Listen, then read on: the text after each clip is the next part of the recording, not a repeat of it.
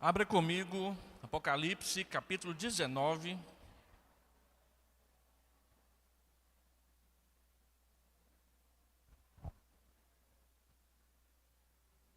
Apocalipse capítulo 19.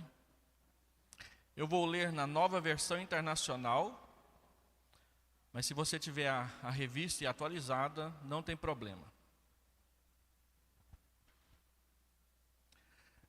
De tempos em tempos a igreja atualiza a sua versão das Escrituras, e a IPB escolheu a revista atualizada como a tradução do seu coração. E os irmãos que são atentos vão perceber que a versão revista atualizada ela é de 1967, o ano que eu nasci, 56 anos atrás. Então tem surgido várias edições novas, e os pastores mais jovens têm mais facilidade de utilizá-las do que os mais velhos, assim como eu já estou ficando. A minha cabeça toda, o meu treinamento todo, eu tenho 1.110 pregações escritas lá em casa, todas baseadas na revista atualizada. Então, quando você pega uma tradução nova, você dá um nó na sua cabeça, né? Eu me lembro quando eu era seminarista, estava dando uma aula na escola dominical lá em Abadiânia, e aí eu li um versículo de 1 Coríntios 1, na versão revista atualizada. Na hora que eu terminei, uma irmã levantou o dedo. Pastor, está faltando uma palavra aí. Como assim? Eu acho que eu li direito, né? Não, está faltando uma palavra aí. Aí eu fui olhar, a versão que ela estava utilizando era revista e corrigida. Que no versículo que eu tinha lido, tinha uma palavra a mais. E aí ela ficou confusa por causa da diferença de tradução. Depois eu fui pesquisar e descobri que a revista corrigida usa alguns manuscritos diferentes da revista atualizada, e aí eles usaram uma chamada variante textual. A variante textual é um manuscrito antigo que tem uma grafia um pouco diferente, mas isso é assunto para uma outra aula, um outro dia. Só para os irmãos saberem que de vez em quando a diferença de tradução causa dúvidas e as pessoas perguntam, não é? Mas eu vou usar então a Nova Versão Internacional, que é agora dos anos 2000, mas fique tranquilo, tá bom? A minha cabeça é revista atualizada, até o sermão está pronto nessa versão, tá? Então, o texto de Apocalipse 19, eu vou ler o texto todo. Depois disso, ouvi nos céus algo semelhante à voz de uma grande multidão que exclamava: Aleluia! A salvação, a glória e o poder pertencem ao nosso Deus, pois verdadeiros e justos são os seus juízos. Ele condenou a grande prostituta que corrompia a terra com a sua prostituição. Ele cobrou dela o sangue dos seus servos. E mais uma vez a multidão exclamou: Aleluia! A fumaça que dela vem sobe para todo sempre. Os 24 anciãos e os 4 seres viventes prostraram-se e adoraram a Deus que estava assentado no trono e exclamaram: Amém, Aleluia! Então veio do trono uma voz conclamando: Louvem o nosso Deus, todos vocês, seus servos, vocês que o temem, tanto pequenos como grandes. Então ouvi algo semelhante ao som de uma grande multidão, como o estrondo de muitas águas e fortes trovões que bradava: Aleluia! Pois reina o Senhor, o nosso Deus, o Todo-Poderoso. Regozijemo-nos, vamos alegrar-nos e dar-lhe glória, pois chegou a hora do casamento do Cordeiro e a sua noiva já se aprontou para vestir-se. Foi-lhe dado linho fino, brilhante e puro. O linho fino são os atos justos dos santos. E o anjo me disse: Escreva: Felizes os convidados para o banquete do casamento do Cordeiro. E acrescentou: Estas são as palavras verdadeiras de Deus. Então caí aos seus pés para adorá-lo. Mas ele me disse: Não faça isso. Sou servo como você e como seus irmãos que se mantêm fiéis ao testemunho de Jesus. Adore a Deus. O testemunho de Jesus é o espírito de profecia. Na revista atualizada é o espírito da profecia. E então vi os céus abertos e diante de mim um cavalo branco, cujo cavaleiro se chama Fiel e Verdadeiro. Ele julga e guerreia com justiça. Seus olhos são como chamas de fogo, e em sua cabeça há muitas coroas, e um nome que só ele conhece e ninguém mais. Está vestido com um manto tingido de sangue, e o seu nome é Palavra de Deus. Os exércitos dos céus o seguiam, vestidos de linho fino, branco e puro, e montados em cavalos brancos. De sua boca sai uma espada afiada, com a qual ferirá as nações. Ele as governará com cetro de ferro. Ele pisa o lagar do vinho, do furor, da ira do Deus Todo-Poderoso. Em seu manto e em sua coxa está escrito este nome: Rei dos Reis e Senhor dos Senhores.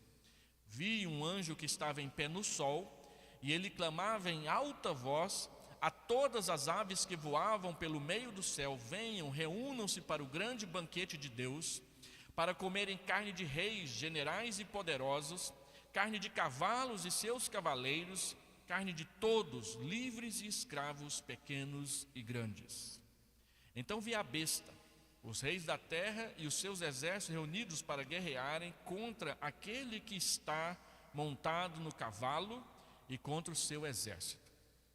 Mas a besta foi presa, e com ela o falso profeta que havia realizado sinais milagrosos em nome dela, com os quais ele havia enganado os que receberam a marca da besta e adoraram a imagem dela. Os dois foram lançados vivos no lago de fogo que arde com enxofre. Os demais foram mortos com a espada que saía da boca daquele que está montado no cavalo, e todas as aves fartaram com a carne deles. Senhor Deus, nós lemos a Tua palavra e ela traz para nós louvor e o alarme do juízo final. Ensina-nos, Senhor Deus, a cantar e a glorificar o Teu nome, para que naquele dia as nossas vozes façam coro com essas vozes. E ajuda-nos a ver o que está acontecendo ao nosso redor, para que o nosso coração seja limpo pela presença do Teu Espírito, pela palavra do Senhor e pela fidelidade e o testemunho de Jesus Cristo. Nós oramos pedindo essas bênçãos em nome do Senhor Jesus. Amém. Hoje, então, nós vamos tratar da terceira parte da exposição dos capítulos da sessão de 17 a 19, que trata da queda dos aliados do dragão, e vamos tratar do capítulo 19. Quando você pega o livro do Dr. Hendrickson, esse daqui, Mais que Vencedores, ele subdivide o capítulo 19 em 2 parágrafos, do verso 1 ao verso 10, tratando das bodas do cordeiro, e do verso 11 ao verso 21, falando sobre o glorioso vencedor, que é o homem do cavalo branco. Então, em primeiro lugar, vamos tratar das bodas do cordeiro.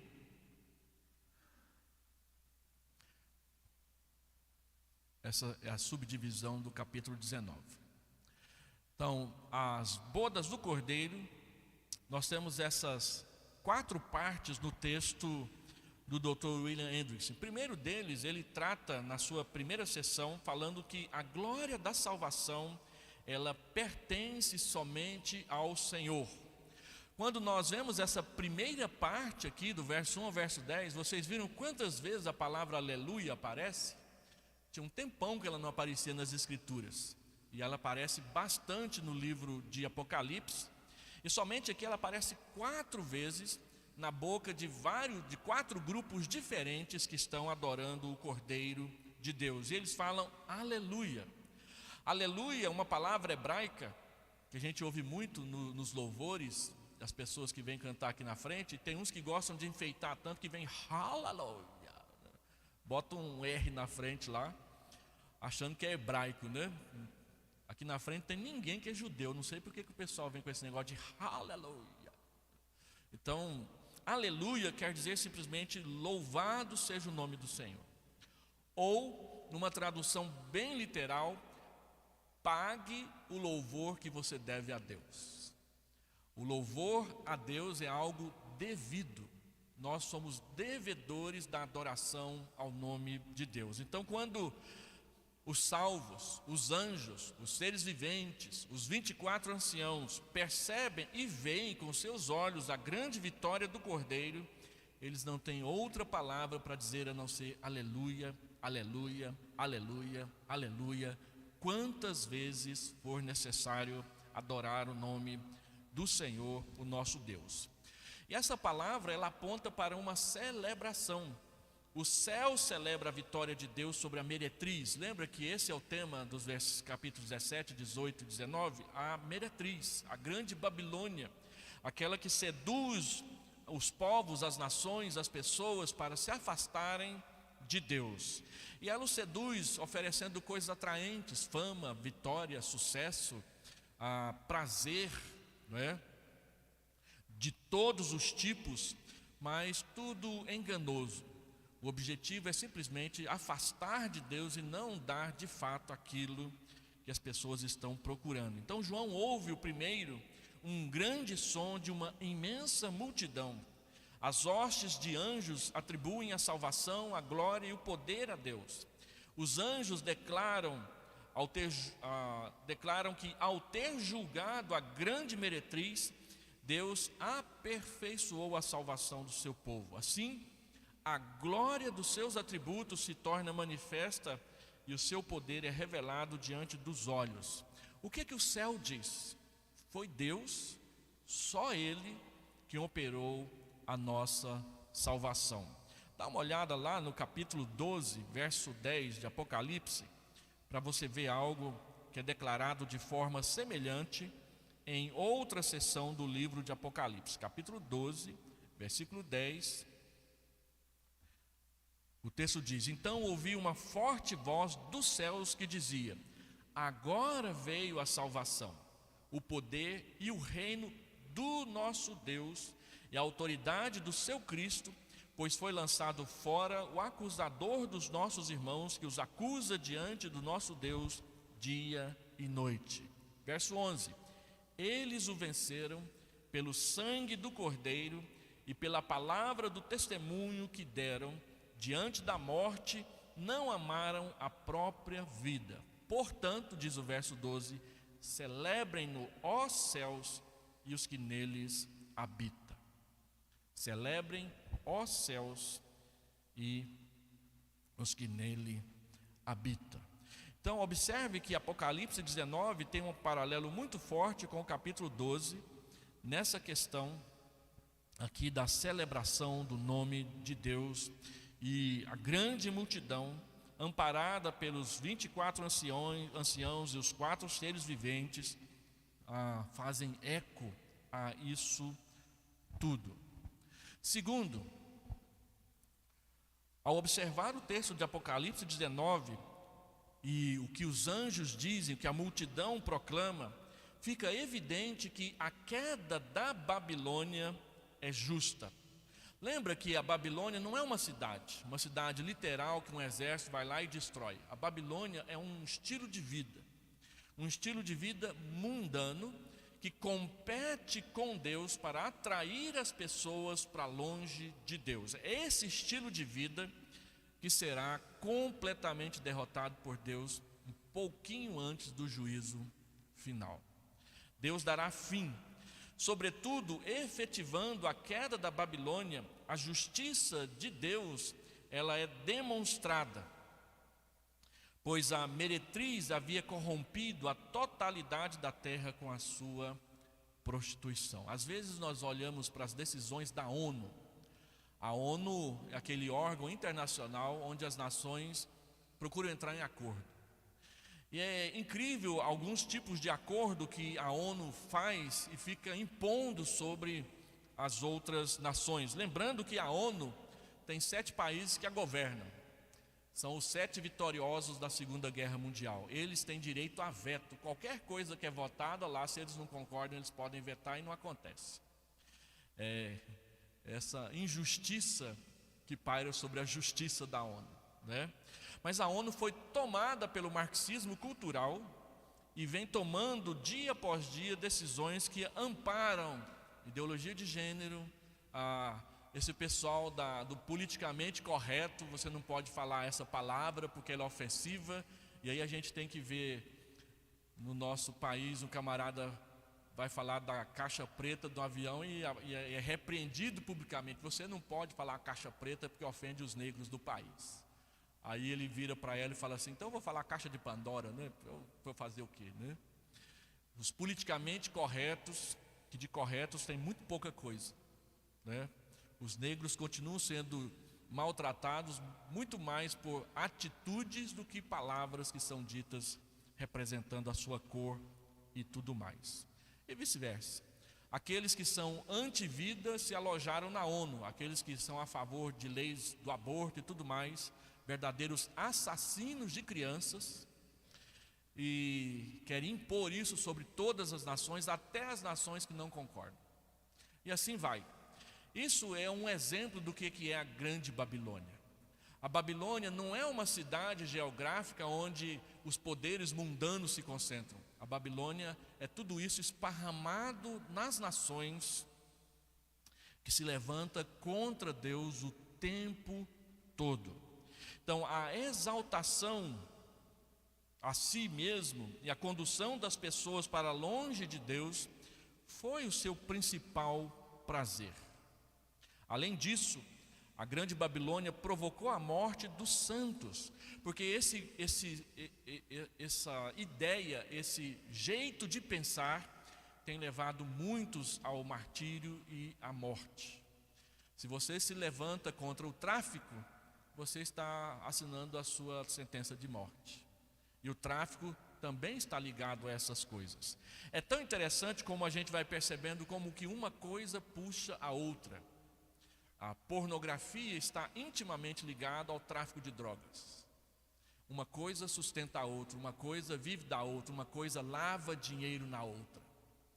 E nós vamos consumindo essas coisas aí, e elas vão nos afastando de Deus dia após dia. Então, se você diz ou fala ou prega sobre essas coisas, você é perseguido. Eu tenho seguido um perfil no Instagram de uma professora, uma educadora brasileira que mora em Londres. Ela se apresenta no Instagram com o nome de Nina Borges. Ela não crê em Cristo, ela é uma ateia, mas ela publica muita coisa contra a agenda de gênero, e é incrível perceber as relações que ela faz entre uma coisa e outra que a gente às vezes nem acha que tem a ver. E ela vai mostrando. E outro dia teve um congresso em Londres, há poucas semanas atrás, para discutir esse assunto. Então a turma da agenda de gênero se reuniu na frente do congresso e começou a jogar pedra, bater na cabeça das pessoas. Essa senhora foi participar desse congresso e foi agredida juntamente com as pessoas que foram com ela, porque estavam discutindo a respeito de se é verdade, se não é, essas questões a respeito da agenda de gênero. E tudo isso porque um grande escândalo está pairando nessa agenda ultimamente, que foi esse negócio de vazamento de informação. Vazou vários vídeos, vários documentos e várias conversas de uma empresa que patrocina aborto e patrocina aquela cirurgia de mudança de sexo. E isso veio à tona, onde os médicos reconhecem tudo aquilo que perante o microfone, diante das câmeras, eles negam. Que bloqueadores de puberdade são cancerígenos, de que não tem pesquisa suficiente para dizer que uma criança tem condição de decidir se vai ser trans ou não, que tudo isso, na grande, imensa maioria das vezes, é induzida pelos médicos dessa indústria chamada agenda de gênero. E Nina Borges, ela diz que não é um movimento, é uma indústria, porque eles têm investimentos, eles têm remédios, eles têm patrimônio, tudo isso pendurado nessa ideologia que nega Jesus Cristo como Rei e Senhor dos Senhores. A grande Babilônia é isso. Não é uma cidade para ser atacada, é uma ideia que permeia a cabeça das nações, inclusive a brasileira. Então, Quando nós chegamos no capítulo 19, Jesus derrota isso. Ao derrotar isso, os anjos se regozijam imensamente na salvação do povo de Deus. Estão cheios de alegria no coração ao ponderar sobre o fato de que toda oposição a Cristo foi extinta para sempre. E de novo eles expressam a sua alegria clamando aleluia, segundo aleluia no texto. Seu coração parece se encher de êxtase lá no ponto máximo. E no seu arrebatamento eles gritam, louvado seja Deus. E usam o termo aleluia, que o Novo Testamento vai mostrar só aqui no livro de Apocalipse. Aparece inúmeras vezes nos Salmos e no Novo Testamento vai aparecer só no livro de Apocalipse. Algumas pessoas dizem que depois do livro dos Salmos, o livro bíblico que mais tem cânticos é o Apocalipse. Exatamente aquele que as pessoas mais têm medo de ler. Louvor o tempo inteiro para as lutas do povo de Deus e para a glória da vitória de Deus. Então o que eles cantam? A fumaça de Babilônia, a sua destruição como Sodoma e Gomorra, sobe pelos séculos dos séculos. Isso é repetido no capítulo 14, verso 11, no capítulo 18, verso 8, no verso 9, no verso 18, nos versos 21 e seguinte. Aparece também Isaías, capítulo 13, verso 20, e o Senhor Jesus fala disso também em Mateus 25, 46. O que acontece? Depois dessa queda da Babilônia, jamais ela se levantará para molestar a igreja outra vez, porque o juízo final é o próximo ato de Deus. Terceiro, os salvos adorarão eternamente a Deus com gratidão pela salvação. Os 24 anciãos, então, que simbolizam a totalidade da igreja, louvam a Deus, como também os 4 querubins. Lembra quem são os 24 anciãos? Os 12 apóstolos e os 12 patriarcas. Os líderes do povo de Deus do Antigo Testamento e os líderes do povo de Deus do Novo Testamento estão unidos no céu, sentados ao redor do trono, representando o povo de Deus lá, e eles se ajoelham diante do Cordeiro para glorificar o seu nome por causa da sua vitória. Só para puxar sardinha para os presbiterianos, olha o sistema representativo aí, né? Nada contra os outros, tudo a favor da gente, não é? Então eles louvam a Deus, como também os 4 grandes e poderosos querubins que estão ali assentados ao redor do trono. Eles representam todos os querubins. Isso está escrito em Apocalipse 4 e Apocalipse 5 e também Apocalipse 7. Eles os representam. Tão plenos estão de gratidão que só querem repetir de novo: aleluia, amém. Louvado seja Deus, assim seja para sempre. Eles expressam a sua adoração a Deus, que está sentado no trono e que é altamente exaltado, glorioso e soberano. Então João, aí a atenção do texto se volta para o próprio João. João ouve uma voz, um dos querubins ou um dos anjos, do texto não diz exatamente qual, vinda da região do trono, exclama: dai louvores ao nosso Deus, todos os seus servos, os que o temeis, grandes e pequenos. Do menor dos anjos ao maior dos santos, todos são chamados para glorificar a Deus, o autor da salvação, pois todos o servem com reverência. João então ouve a voz de todos os exércitos do céu, tanto anjos quanto homens.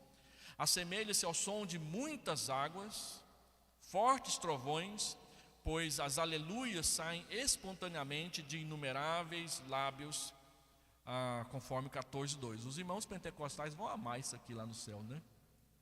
Tem tudo a ver com eles. Vai ser desse jeito mesmo.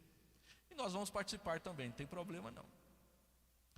As vozes proclamam em uníssono que o Senhor Deus, o Todo-Poderoso, se revelou agora na plena majestade da sua glória e poder. Olha o verso 6 do capítulo 19 aí.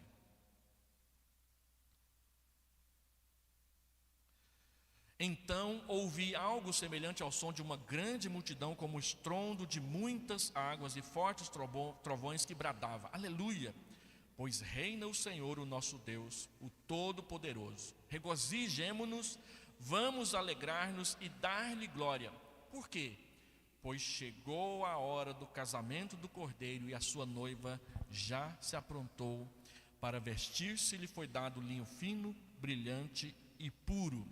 E observe que linho fino não é uma roupa.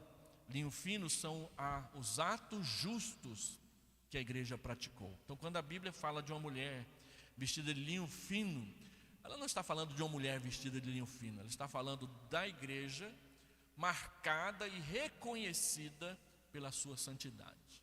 É disso que ele está falando aqui. Então as vozes proclamam em uníssono que Deus é o Todo-Poderoso. Cada um incita o seu próximo a regozijar-se, a alegrar-se imensamente e sobretudo dar glória a Deus. Isso também é dito no capítulo 1, verso 6. É repetido no capítulo 14, verso 7. Um anima o outro a glorificar, a louvar, a dizer a Deus a respeito da sua graça. E por último, qual a razão desse regozijo todo? Qual a razão de os anjos, os seres viventes, os querubins e a igreja dizer aleluia? A razão é o que está escrito aí no verso, abaixo do verso 6, as bodas do Cordeiro. Essa é a razão da explosão de júbilo. O céu, a igreja e todos os seres criados começam a enxergar o início da festa da eternidade. Porque são chegadas as bodas do Cordeiro, cuja esposa a si mesmo já se ataviou, pois lhe foi dado vestir-se de linho finíssimo, resplandecente e puro, e o linho finíssimo são seus atos de justiça, seus atos santos, a fim de se entender, meus irmãos, o significado dessa frase e por que ela é a razão de tudo. A gente precisa brevemente recapitular como que era celebrado um casamento no judaísmo. Então, os costumes dos hebreus quanto ao casamento, é preciso distinguir os seguintes elementos do matrimônio judeu. Primeiro, há o contrato de casamento, considerado um compromisso mais sério do que o próprio noivado. Quando a gente fala de noivado aqui no Brasil, a gente fala, as pessoas ficam noivas e o noivado é aquele compromisso de que eles vão se casar. No judaísmo não tinha isso, tinha um contrato do casamento. Então, quando as pessoas ficavam noivas, elas já estavam casadas. Não tinha esse negócio não. Tanto é que quando um noivado era desfeito, era um divórcio, mesmo sem ter sido concretizado todo o casamento. Então, primeiro há esse contrato, que é um compromisso mais sério do que o noivado nos nossos tempos. Os termos do casamento são aceitos em presença de testemunhas, o casamento era público, e a bênção de Deus sobre a união já estava declarada. A partir desse dia, o noivo e a noiva são legalmente marido e mulher, ainda que ainda não estão morando juntos. 2 Coríntios, capítulo 11, verso 2, é uma palhinha a respeito disso. Depois há o intervalo entre o contrato e a festa de casamento. Durante esse intervalo, o noivo paga um dote ao pai da noiva, caso isso já não tenha sido feito, conforme Gênesis 34, verso 12. Lá no seminário nós temos alguns alunos que são angolanos. E lá em Angola ainda tem esse costume do dote. Quando um rapaz pede uma moça em casamento, ele tem que ir lá negociar o casamento com o pai da noiva, e ele tem que pagar um valor que eles negociam. E aí o menino estava lá falando quando ele pagou o dele. Esse costume ainda persiste em Angola. Aqui no Brasil, casou, está casado, né? Tem gente que até casa sem casar, né? Mas, então, durante esse intervalo ele paga o dote. E algumas vezes o dote é pago em serviços. Lembra o que Jacó fez? Por essa menina aí, a Raquel, não aquela Raquel pilantra da novela da Record, mas a Raquel da Bíblia, por essa moça aí eu vou trabalhar 7 anos para você. E a Bíblia diz que ele trabalhou 14 e no final foram 21 para poder levar aquela moça, a irmã dela e todos os seus 12 filhos embora daquela terra. Os 7 anos viraram 21 no final, e acabou sendo 25 quando ele chegou lá na terra do seu pai. Mas se não tinha dinheiro, trabalhava para pagar o dote. Então existe a procissão ou a romaria quase no fim do intervalo. A noiva se prepara, se adorna, o noivo vestido em suas melhores roupas e acompanhado dos seus amigos que cantam e seguram tochas, se encaminha para o local da cerimônia do contrato. Ali ele recebe a noiva e a conduz, ainda em procissão, à sua própria casa ou à casa dos seus pais, Mateus 9,15. Também Mateus 25, verso 1, aquela parábola das bodas e a parábola das virgens.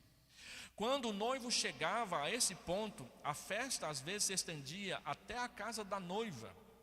E finalmente, a festa do casamento, que inclui o jantar. Geralmente as festas duravam em média 7 dias, dependendo das condições financeiras do noivo. Lembra de João 2, as bodas de Canaã, que acabou o vinho e Jesus interferiu, e aí a festa recuperou o fôlego, né? Porque senão ia acabar antes da hora.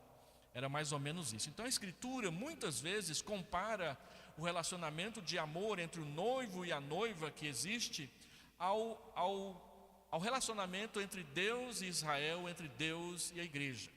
Lembra de Efésios 5? A esposa deve ser submissa ao marido como a igreja é submissa a Cristo. E o marido deve amar a sua esposa como Jesus Cristo amou a igreja e se entregou por ela. Uma coisa simboliza e representa a outra. E a gente vê isso em vários momentos na Escritura. Isaías 50, Isaías 54, Efésios 5, Apocalipse 21, que vai falar da noiva. Na verdade, o primeiro é um símbolo, um reflexo pálido da glória do segundo. Então, o casamento cristão é apenas um reflexo, um símbolo do casamento entre Cristo e a sua igreja. E se a gente precisa de um modelo para ajudar a gente a viver bem em casa, basta olhar para como Cristo amou a igreja e se entregou por ela, e como a igreja deve ser submissa a Cristo o tempo todo. Então agora a igreja tem um contrato de casamento firmado com Cristo. Cristo, sobretudo, já pagou o dote por ela. Ele a comprou com o preço do seu sangue na cruz. Dentre todas as interpretações que nós temos da salvação e do sangue de Jesus derramado na cruz, uma delas é o pagamento do dote do noivo para com a sua noiva. Lembra daquele hino que a gente canta na igreja? Para resgatar a sua igreja, grande preço Jesus Cristo deu. Não foi ouro, nem foi prata, foi o sangue que ele verteu. E de vez em quando aparece alguém cantando que nunca saberá o preço do nosso pecado lá na cruz, né? Os antigos sabiam. Então o intervalo de separação chegou. Esse intervalo acabou. E agora os anjos, os seres viventes, os anciãos, a igreja declaram: o dia chegou. E desde que Cristo foi assunto ao céu, agora ele se mostra visivelmente de novo perante os olhos do seu povo. A igreja se veste de linho finíssimo, resplandecente e puro. O linho fino simboliza a sua justiça, o seu caráter santo, santificado por Cristo. As suas obras foram lavadas pelo sangue de Cristo. E lembre-se, no entanto, que tal justiça lhe é conferida pela graça soberana de Deus. Essa santidade da igreja não é uma santidade dela mesma, mas é uma santidade que ela recebeu porque Jesus Cristo a lavou com o preço do seu sangue. E ao final então dessa dispensação, o noivo acompanhado por anjos de glória, Mateus 25, 31, o Senhor aparecerá no céu com poder e muita glória, acompanhado dos seus anjos. Ele vem para receber a noiva, a igreja. A festa de casamento começa.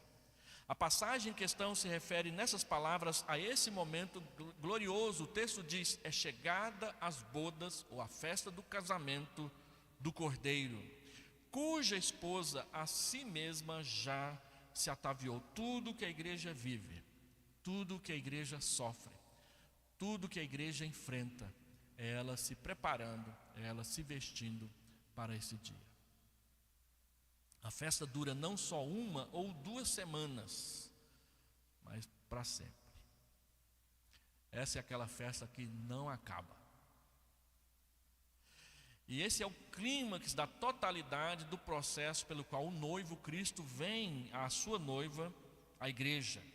É o objetivo e o propósito de uma sempre crescente intimidade, amizade e comunhão entre o Redentor e o redimido.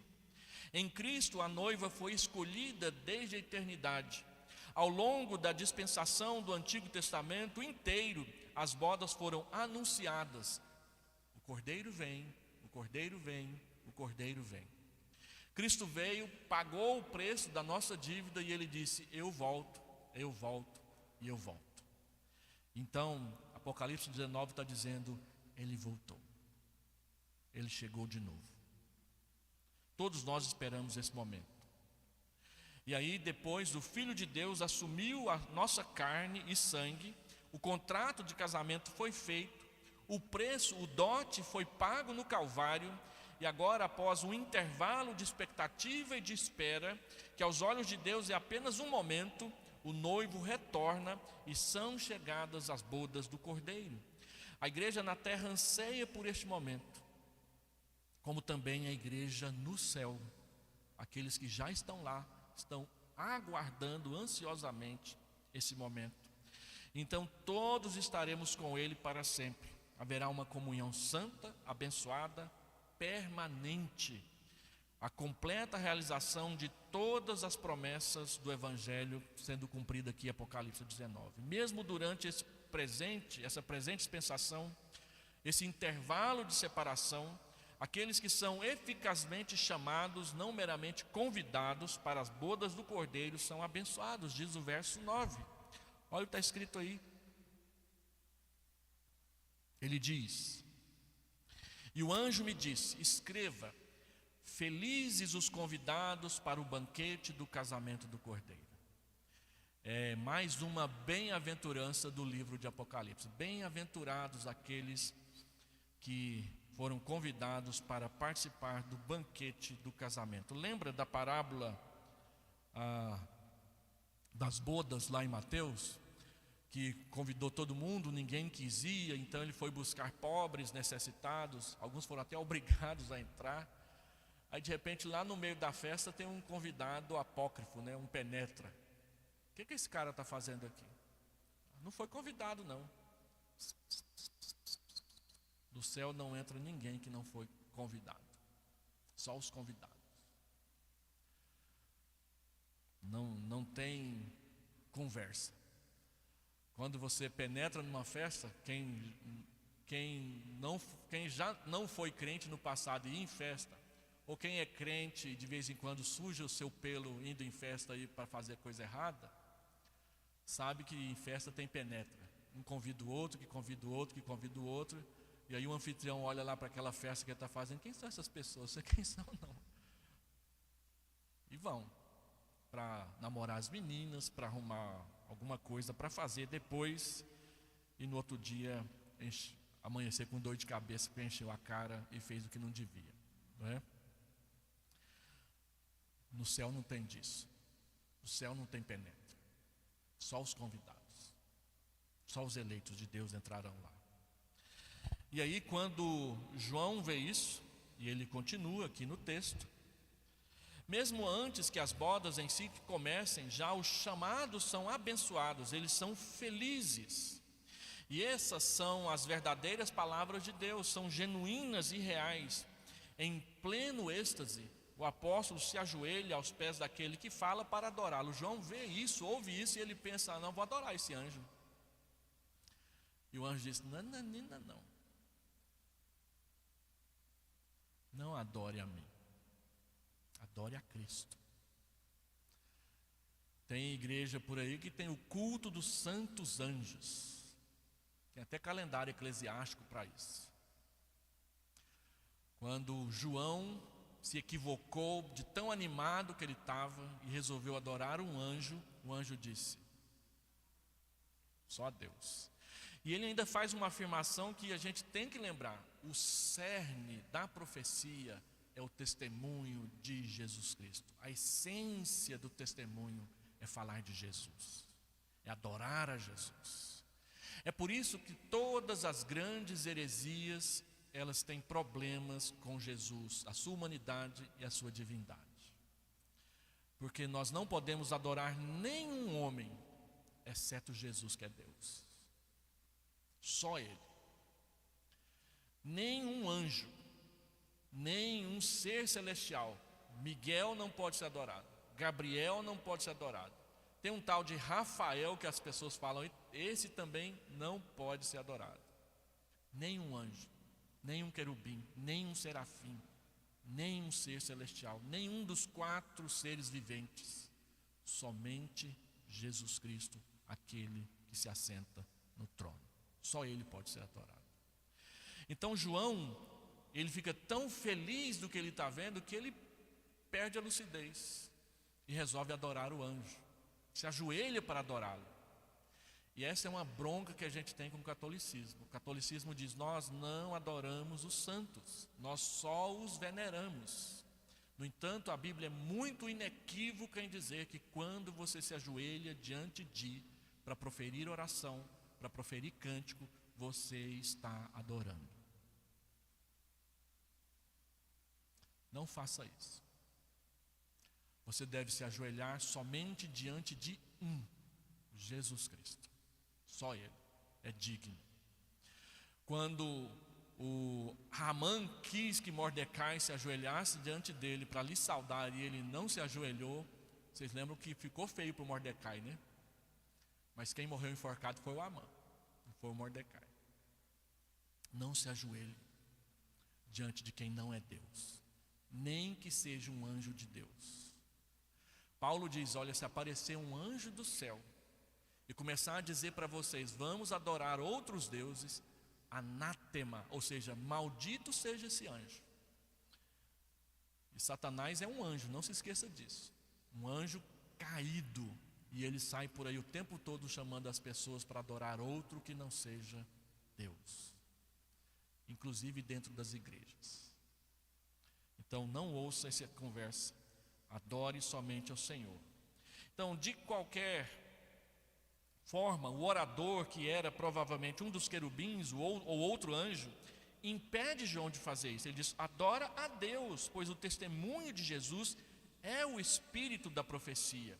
O espírito é o conteúdo, a essência, a razão de ser da profecia. E isto é, a Bíblia inteira, ela aponta para Jesus Cristo, o nosso Senhor. Então, tendo sido descartada a meretriz, a Babilônia, nós voltamos os nossos olhos agora para a besta e o falso profeta. O que acontece com eles? Das aleluias no céu no momento, e após o dia do juízo, nós retornamos àquele dia anterior às bodas do Cordeiro. Então a segunda parte do capítulo 19 é como dar um passo atrás e dizer: olha, vamos nos lembrar de algumas coisas. Do verso 11 ao verso 21, então, ele volta àquela história do cavaleiro branco e o seu cavalo branco e o seu exército, que William Henry gastou um tempão, e nós gastamos esse tempo aqui para mostrar que aquele cavalo branco lá dos 4 cavaleiros do Apocalipse não é uma praga que Deus está jogando sobre a terra, é o próprio Senhor Jesus, que veio vencendo e para vencer. Então aquilo que foi dito sobre os 4 cavaleiros, sobre o cavaleiro branco, João retoma agora, e ele diz: olha o cavaleiro branco aí de novo. E ele vem para colher os frutos da sua vitória. E o que ele vai dizer agora tem tudo a ver com o capítulo 16 e aquela história do Armagedon. João vê o próprio céu aberto. Lembra que lá no capítulo 4, versículo 1, ele diz que viu uma porta aberta, e através da porta aberta ele viu o santuário. Agora ele vê o próprio céu aberto. O foco chegou mais perto. É como se ele estivesse caminhando e agora ele atravessou a porta. Então aquilo que o capítulo 4 só mostrou, agora explica para nós. Como em Apocalipse 6, capítulo 2, Cristo está sentado sobre um cavalo branco. Ele é chamado de fiel e verdadeiro. E esse é o nosso Senhor em sua segunda vinda, porque ele vem para julgar e pelejar, julgar a terra e condenar os seus inimigos. Ele está prestes a julgar com justiça, pois os seus olhos penetrantes são como chamas de fogo. Fogo na Bíblia muitas vezes quer dizer juízo e não somente poder. Então o pessoal do fogo aí, Senhor, derrama fogo sobre nós. Cuidado, fogo não é só poder não, fogo é juízo também. Fogo queima, viu gente? Fogo destrói as coisas. E a Bíblia diz que o juízo final tem a ver com fogo, não como água, como teve na época do dilúvio. Então, os olhos com chamas de fogo é aquele que veio para julgar com juízo que limpa, que purifica e que desgasta todo o mal e todo o pecado na sua presença. Seus olhos são penetrantes, diz capítulo 1, verso 14. Na sua cabeça ele vê um monte de coroa, um monte de diadema. Todos os reis da terra lhes devem a sua autoridade. O mundo não aceita, mas todo o poder de rei, de presidente, de primeiro-ministro, de líder tribal é derivado de Deus. Por isso deve ser exercido em seu nome e para a sua glória. Sempre que os reinos da terra, os governos da terra, os líderes da terra negam a Deus a autoridade que lhe é devida, eles se colocam debaixo do seu juízo. Cuidado, Lula, PT e Companhia Limitada. Cuidado. E Bolsonaro também, e Companhia Limitada. Sempre que a gente coloca o nosso poder, o nosso sucesso, o nosso nome à frente do nome de Jesus, nos colocamos debaixo do seu juízo. E a igreja precisa ser a primeira a dizer isso para aqueles que estão assumindo os lugares de liderança nas cadeiras do governo da nossa nação. Mas ele diz mais, ele tem diademas na sua cabeça. A palavra diadema é Estefânia, aquele nome bonito para você colocar na sua próxima filha. Estefânia, é que você gosta, né? Quer dizer coroa. Ninguém sabe o seu nome, senão ele mesmo, e ele expressará isso, isso expressará o caráter interior da sua relação com o Pai. Só ele e o Pai sabem o nome que ele tem. Considerando que ele tenha vindo para juízo, suas vestes manchadas de sangue não se referem ao sangue da sua cruz, mas é um símbolo do sangue dos seus inimigos, pois ele pisa o lagar da ira de Deus. E ao pisar o lagar, aqueles irmãos que já passaram por essa experiência, espirra, a suco da uva para cima, para a roupa. Então ele tem a base da sua túnica toda manchada do sangue dos seus inimigos. E aí, puxando a sardinha para o presbiterianismo de novo, a palavra que é traduzida por manchada aqui é a palavra bapto, da onde vem a palavra batismo. O que quer dizer que a palavra batismo não quer dizer só mergulhar, mas também salpicar, manchar com o elemento. Mas esse é tema para outra palestra mais interessante, né? E aí o texto diz que esse que pisa o lagar é o Logos, é a palavra. Lembra de João 1:1? No princípio era o verbo, no princípio era o Logos, e o verbo era Deus, e o verbo estava com Deus, é Jesus. Então o cavaleiro do cavalo branco, sem dúvida alguma, é Jesus Cristo, o Senhor dos senhores e o Rei dos reis. E é esse o nome que está escrito na sua roupa, e é esse o nome que está escrito na sua coxa.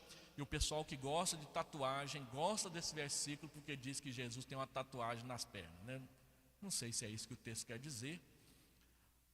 Não vou ficar brigando com vocês por causa disso. Deixa que Deus mesmo briga, tá bom? Então, ele tem o seu nome escrito na sua roupa, ele tem o seu nome escrito na sua coxa. Ele é aquele que governa, ele é o rei, ele é o Senhor de todas as pessoas. E ele vem para julgar. Todo o Novo Testamento diz que vai ser assim no final. Ele vem para julgar vivos e mortos. E ele então tem uma espada que sai da sua boca, e não quer dizer que tem lá uma espada saindo na língua de Jesus. A espada é a sua palavra, é a sua pregação. Toda vez que a pregação contundente do Evangelho atinge os corações, é como o penetrar de uma espada. Lembra, a palavra de Deus é como uma espada de 2 gumes. Ela penetra para frente, ela penetra para trás. Ela penetra para um lado, ela penetra para o outro lado. Todo jeito ela penetra. E ela penetra tão profundamente que ela divide aquilo que não pode ser dividido: corpo, a alma e espírito. Ela divide o indivisível, porque ela é profunda. Às vezes a gente pensa que a palavra de Deus não faz nada e que ouvir um sermão domingo à noite é só para dar sono, mas não é. Essa semana eu comecei a ler um livro para um trabalho do doutorado que eu tenho que fazer, um livro do Dr. John Stott, e ele falando sobre o poder da palavra na vida do líder da igreja. Então ele citou um exemplo. Ele disse que foi pregar na Austrália, e no último dia da pregação, numa conferência para centenas de líderes, ele ficou afônico, ficou rouco. E aí, quando ele foi pregar, um monte de gente reuniu ao torno dele, impôs as mãos, pediu para Deus curá-lo ali naquela hora, para que a voz voltasse. A voz não voltou, e ele pregou com muita dificuldade, com a voz rouca toda a vida. E ele disse que não queria lembrar daquele sermão mais nunca na vida dele. Toda vez que ele lembrava, ele ficava com vergonha. Mas alguns anos depois ele voltou na Austrália, e aí ele disse que todas as vezes que ele volta na Austrália, aparece alguém. Ele voltava, porque ele já faleceu. Aparecia alguém e falava aqui: o senhor lembra aquela vez que o senhor ficou rouco? Ele disse: como esquecer daquele dia, Que dia horrível. Naquele dia eu entreguei minha vida para Jesus. Então, às vezes a gente acha que o poder está na oratória, que o poder está no microfone, que o poder está na aparelhagem de som, que o poder está na acústica, que o poder está numa música legal. Todas essas coisas são boas, todas essas coisas fazem bem, mas Deus consegue e muitas vezes faz a parte delas, apesar delas e até mesmo contra elas.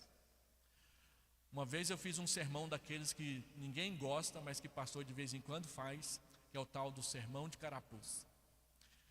Que é pecado, o sermão de carapuça é pecado, que a palavra tem que ser para todos e não para um que ele escolhe no meio da multidão, Então eu fiz um sermão de carapuça. Tinha uma menina que gostava de vestir roupa indecente, e ela vestia roupa indecente para tentar cativar os rapazes da igreja e tirá-los da igreja. Ela só ia lá para isso, não ia lá para outra coisa. Então eu cheguei ao púlpito da igreja e disse: meus irmãos, estava no meu primeiro ano de ministério, empolgado com fazer sermão, e eu disse: olha, domingo que vem eu vou falar sobre roupa indecente. Então cuidado, menina, se você vem com roupa indecente para a igreja. E fiz o sermão, e a moça escolheu vir com aquele vestido vermelho de tubinho, mostrando em cima, mostrando embaixo, para provocar o meu sermão contra a indecência. E ela veio, e eu preguei o sermão. Soltei a lenha, como diz o povo. Ela não ouviu uma palavra do que eu disse. Mas à esquerda sentou uma menina que o nome dela era Aparecida. Ela apareceu lá na igreja. E a história dela eu já contei aqui na igreja uma vez. Ela veio morar com a tia, porque veio estudar na cidade, morava na roça. A tia era membro da igreja, tinha 3 meses que ela não ia na igreja, e ela resolveu ir naquele domingo. E lá na nossa igreja, em Uruaçu, é uma rua que tem 3 igrejas. A Poderosa Católica na praça, na mesma rua. No meio do quarteirão, a Igreja Batista. E lá na frente, a Igreja Presbiteriana da IPB. Então ela morava do lado de lá. Ela veio: vamos para a igreja hoje. E a menina foi com ela para a igreja. Quando passaram em frente à Igreja Católica, a menina pensou: deve ser essa aqui, eu vou entrar, Quando ela fez menção de entrar, a tia disse: não, é a próxima. Aí andaram mais um quarteirão, passaram em frente à Igreja Batista. A menina: deve ser essa, Fez menção de entrar. Ela disse: não, nessa não, é a próxima. E a próxima era nós. E foi o dia do sermão da indecência. Aquela menina entregou a Jesus Cristo a sua vida naquela noite. Eu tive o privilégio de orientá-la na classe Fundamentos da Fé. Eu tive o privilégio de batizá-la. Eu tive o privilégio de acompanhar o namoro dela com o rapaz na igreja. E tive o privilégio de fazer o casamento dos dois. Mas o sermão não era para ela. O meu não, o deles sim. Então às vezes a gente sai daqui, nossa, sermão do pastor hoje foi muito ruim. E eu vou concordar com você, de vez em quando eu saio daqui morrendo de vergonha do que eu falei. Mas Deus usa. Nós fizemos um acampamento bem fraquinho. Ninguém gostou do acampamento. Aqueles irmãos assim mais aloprados da igreja, que gostam de barulho, um dia falaram assim, esse acampamento não foi bênção. Ninguém chorou nesse acampamento, pastor. Aí eu fiquei pensando, tem que chorar para ser bênção? Ninguém chorou no acampamento, então não foi bênção não.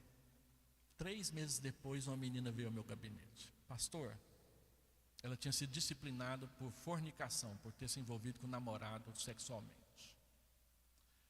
Pastor, eu estava a ponto de sair da igreja. Não saí por causa daquele acampamento. E eu vim agradecer. Acampamento ruim, gente. Mal organizado, deu tudo errado. Ninguém gostou. Deus gostou. Deus usou. Então quando você vier para o culto e sai assim, nem o pastor podia ter caprichado mais, né? Pede para Deus ter misericórdia e abençoar. Tá bom? Porque é a palavra dele que tem poder. Não é o pastor, não é a igreja, não é o templo, não é a aparelhagem de som, não é a organização, não é a transmissão do culto. É Deus que tem o poder. E Ele age até mesmo quando a gente faz tudo errado. É claro que a gente não vai fazer errado para ver se Ele faz certo. Porque a Bíblia também diz que quando a gente faz tudo certo, Deus também abençoa. E é muito melhor a gente fazer tudo certo e todo mundo gostar, do que todo mundo não gostar e aí Deus ter que fazer alguma coisa para o povo pessoal se arrepender de não ter gostado, né?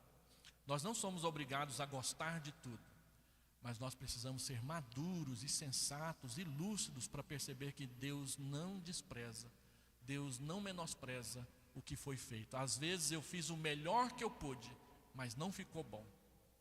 Deus não ignora isso. Deus não ignora nada. Deus usa tudo o que Ele quer usar para abençoar as pessoas. E Ele fará isso. E é Ele que é o Todo-Poderoso. E Ele vem para cumprir a sentença do Todo-Poderoso.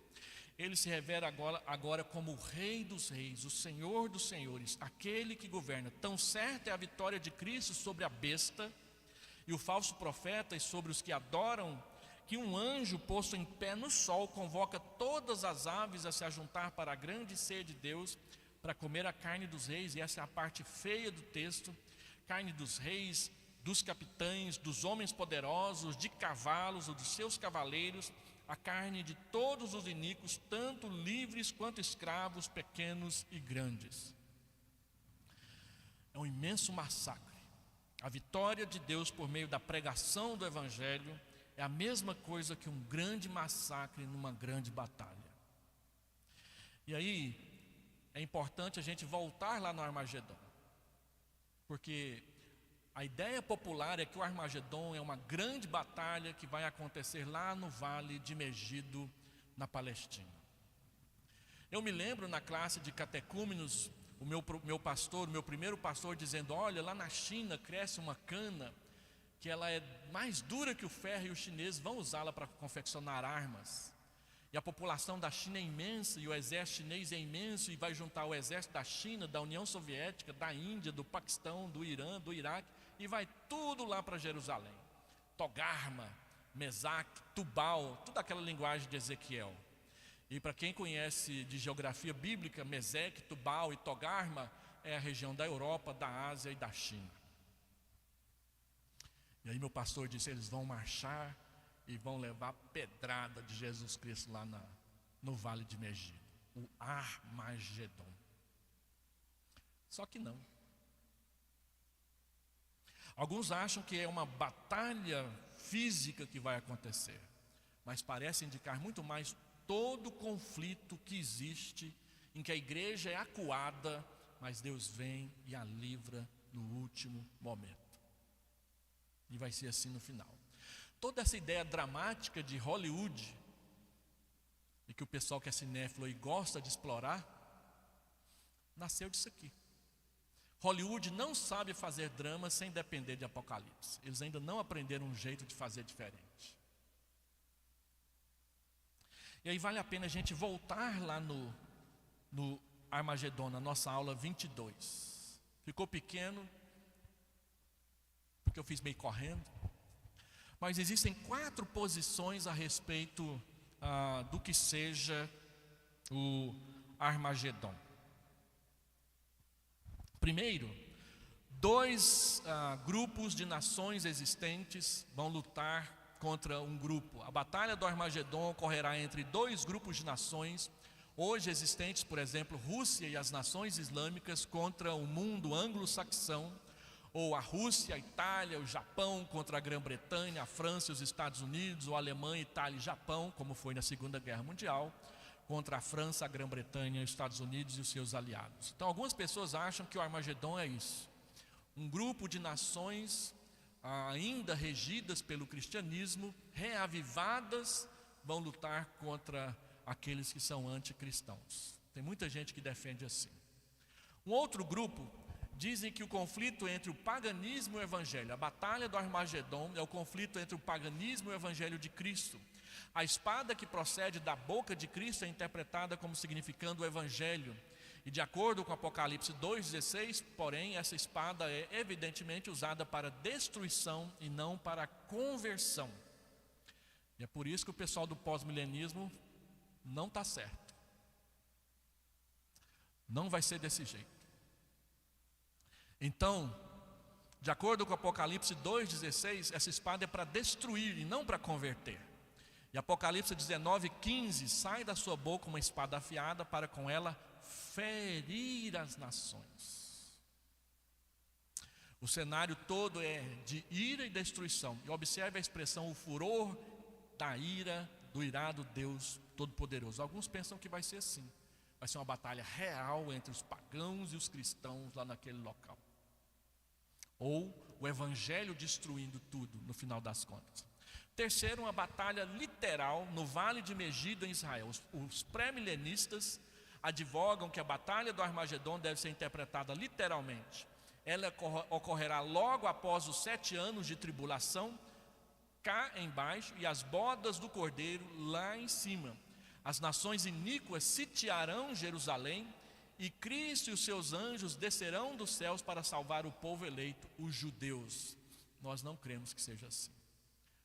Então os amilenistas entendem que o conflito contínuo entre Satanás e Cristo, com um desfecho final na volta de Cristo e o juízo final, a grande tribulação final e a aparição de Cristo entre nuvens de glória para livrar o seu povo, isso é o Armagedon. É a 6ª taça, e os irmãos se lembram que a 7ª taça é o juízo final. Então nós entendemos, não é que vai ter uma batalha literal lá no Vale de Megido. Essa batalha está em andamento.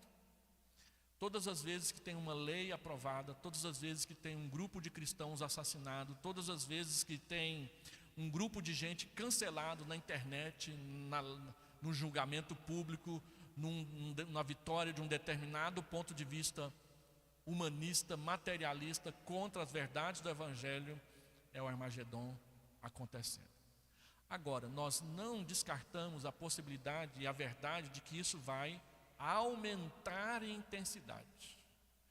As batalhas jurídicas e legais que a gente tem hoje a favor do evangelho, elas são mais feias e mais detalhadas do que as batalhas que aconteciam antigamente.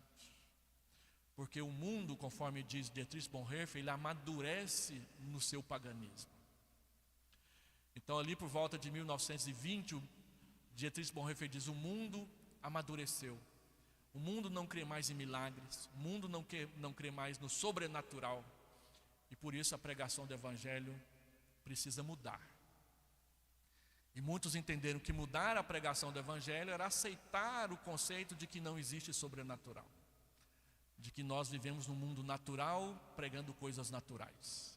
Mas uma turma resistiu a isso e continua dizendo que Jesus Cristo e a verdade do seu reino são sim sobrenaturais. E que crer na ressurreição não é crer numa ideia, é crer numa pessoa que de fato se levantou do meio dos mortos. Somos nós. E nós estamos no meio dessa batalha. Então o verdadeiro, o grande, o Armagedon final coincide com o pouco tempo que resta a Satanás, Apocalipse 11, 17 7 a 11, e o milênio, que é o tema do capítulo 20 em diante, que nós vamos trabalhar a partir do domingo que vem. Quando o mundo sob o domínio de Satanás, do governo anticristão e da religião anticristã, as bestas e o dragão e a meretriz, o dragão, a besta e o falso profeta se junta contra a igreja para a batalha final, e a necessidade é imensa, quando os filhos de Deus, oprimidos por todos os lados, clamam por socorro, então num repente, dramaticamente, Cristo aparecerá para livrar o seu povo. O mundo está nos fechando. Lembra das duas testemunhas? O texto diz que o mundo as matará e vai se regozijar por essa vitória. E quando eles se regozijarem por essa vitória, o Cordeiro virá e vingará o seu povo. Então, eu não vou ficar aqui dizendo que não vai ter a batalha do Armagedon, mas pelo que a gente tem entendido no formato de interpretação que nós assumimos, a batalha do Armagedon também é um símbolo e não uma batalha literal que vai acontecer lá no Vale de Megido entre China, Japão, Índia, Irã e essas coisas todas. Essa semana Israel matou 2 generais iranianos e o pau está comendo lá no mundo, né? Porque esses generais iranianos estavam numa reunião com o Hamas, planejando destruir Israel. Israel descobriu e mandou uma bomba lá. Agora o Irã está dizendo: vocês vão pagar, nós vamos dar um tapa na cara de vocês. O que isso quer dizer? Então, para os neopentecostais, os pré-milenistas e os dispensacionalistas estão dizendo: ó.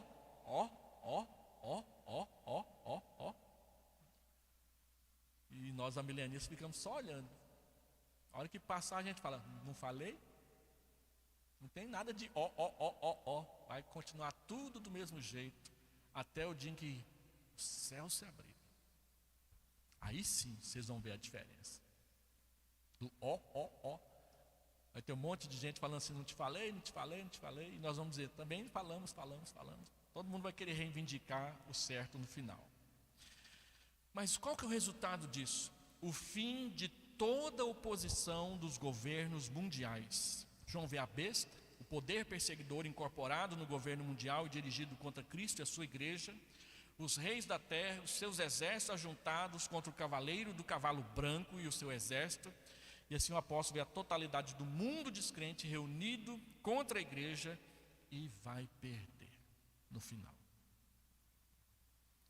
Eles encurralam a igreja, eles neutralizam a igreja, mas Cristo aparece.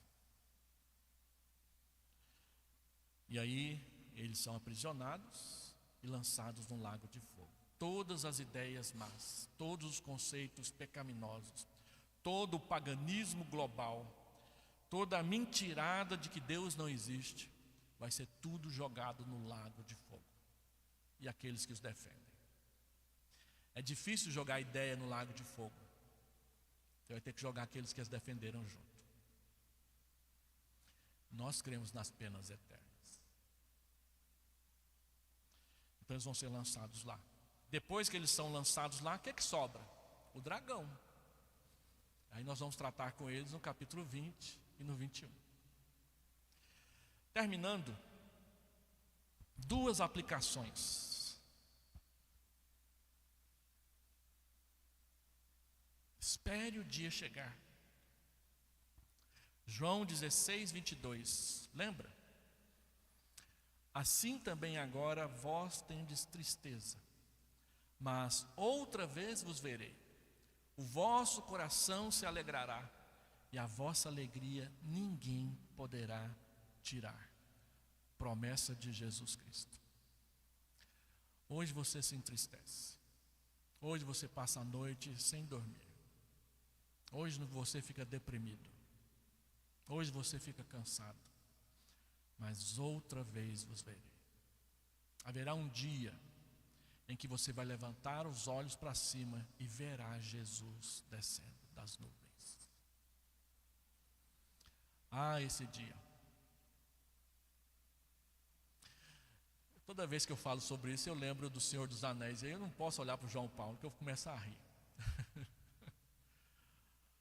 Minas Tirith sendo invadida, o Pippin e o Gandalf lá com um orc arrebentando o último portão. E o Pippin fala assim: ah não pensei que a gente ia morrer desse jeito não. Aí o Gandalf diz: não, a morte não é o fim não. Depois que levantar a cortina de prata e você atravessar o mar de vidro, praias brancas, e além, as campinas. E aí, quem gosta do Senhor dos Anéis tem a famosa risadinha do Gandalf. Praias brancas, e além, as campinas. Aí o Pippin comenta: parece ser ruim não, né? Não é ruim não. A morte não é o fim para nós. A morte é só um portão. Pode ser que a morte venha de forma dolorosa, mas é só um portão. Quando você atravessar o portão, não tem mais dor, não tem mais horror, não tem mais perseguição, não tem mais tristeza. Você vai atravessar o mar de vidro, praias brancas e as campinas. Por isso então, espere esse dia chegar. Não desista. Não entregue os pontos. Fique firme. E em segundo lugar então, persevere até o fim. Mateus 10, 22. Sereis odiados de todos por causa do meu nome. Sereis odiados de todos por causa do meu nome. Aquele, porém, que perseverar até o fim, esse será salvo. Persevere, aguente, segure as pontas. É feio, é difícil, é custoso, dá trabalho, mas Jesus prometeu: